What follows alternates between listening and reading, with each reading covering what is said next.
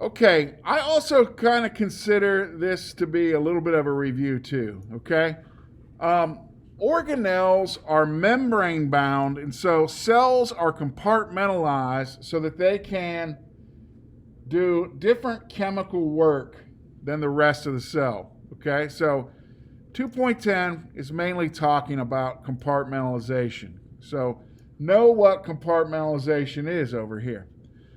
Um, so how does this work? Um, these compartments stop interactions from competing with each other or interfering with each other. So what's ever going on in here is going to require lots of amino acids. So we want that to happen in one general area where all the ribosomes are, okay? The other thing that compartmentalization does is it increases surface area. All this folding here in the ER allows more surface area and allows more interactions, okay? The more surface area, the more membrane-bound whatever, in this case I use the example of enzymes, can be utilized.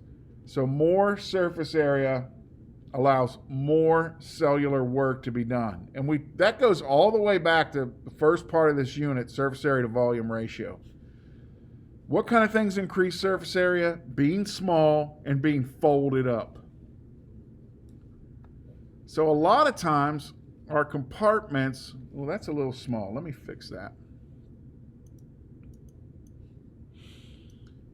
Sorry about that, folks. Many times our compartments are wrapped up like this, okay? So a really big deal here with compartmentalization is they isolate specific enzyme-related reactions. Enzymes are going to be talked about. It's the first thing we talk about in Unit 3. So we see these happening in a wide range of places, okay? The things that are going on in the ER are really different than the things going on in the mitochondria or in the nuclear envelope. So we compartmentalize this. I keep comparing this to your kitchen, where if you were going to serve a main course, a salad, and a dessert, you wouldn't mix them all together in the same bowl, okay? You wouldn't want to mix your cheesecake with your salad, and maybe you're going to make lasagna. You don't want lettuce in lasagna. So you got to kind of keep the reactions in separate containers, just like you do when you're in the kitchen, okay? So compartmentalization allows that sort of cooking or chemistry to happen where it has the best, where all the ingredients come together. All right. So let's talk about, this is the nucleus, okay? And the nuclear envelope, it's just the membrane on the nucleus, okay? And it has the enzymes and materials that you need to maintain DNA. For example, DNA polymerase, DNA helicase, all those are going to be where DNA is. How do we get them to be where DNA is? We put them in the same container.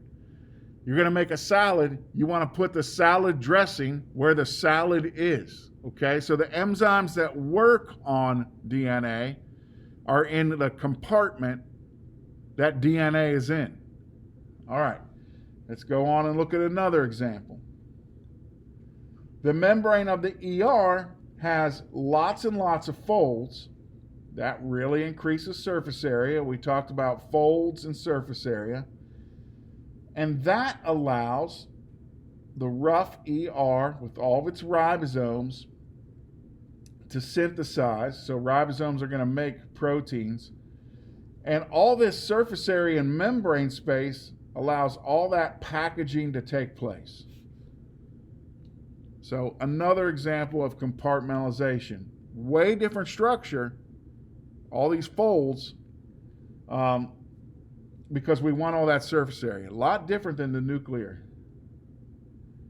Okay, in mitochondria, you have these things called cristae, which just means like crest of a mountain. And these give lots of surface area where ATP can be made. More surface area you have, the more membrane you have, and things are going to be pumped across that membrane when we study respiration. And that's going to be very important to making a higher rate of reaction for forming ATP than it would if this was just like a bubble in here. Okay, if it was a real smooth round bubble, you wouldn't have all that extra membrane. But why is this like this? We want to compartmentalize this reaction so the enzymes that do all the work in here stay in here. If they were spread all over the cell, things wouldn't happen as quickly. And again, it's like putting the tomato sauce with the lasagna. You don't want to put the tomato sauce in the cheesecake. Okay, so we're going to keep things where they belong. All the ingredients for cellular respiration are going to be in the same bowl, organelle.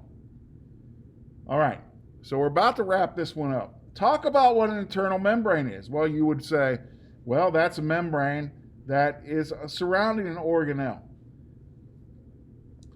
Talk about the endomembrane structures. Those are membranes inside of membranes, okay? Sort of like that cristae inside the mitochondria. Talk about why these internal membranes compartmentalize things. They compartmentalize things. I keep bringing up that kitchen analogy because we want all the ingredients for the reaction we're trying to perform in the same area to make things happen much more efficiently. All right, so that wraps up lecture 2.10.